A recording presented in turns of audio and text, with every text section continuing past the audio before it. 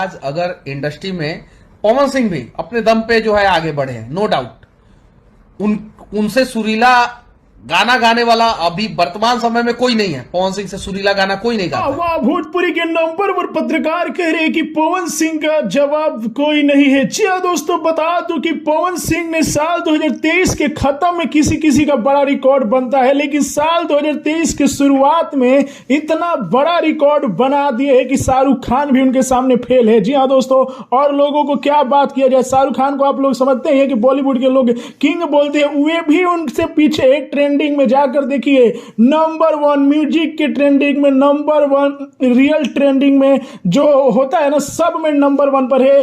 पवन सिंह के फैन मतलब पवन सिंह उनके जन्मदिन पर जो गाना आया था पांचे के नाचे, यह हर जगह बजा दिए, इतना बजा है कि पूरा दुनिया सुन लिया है। जी हाँ दोस्तों, इससे मनीष कश्यप भी आप लोग देखे कि पवन सिंह के बारे में कितना अच्छा बात बोल रहे हैं। जी हाँ दोस्तों, इस गाने ने, जी हाँ दोस्तों, 10 मिलियन व्यूज प्राप्त करने वाला है। बता दूं कि यह गाना बहुत बड़ा रिकॉर्ड बनाया था।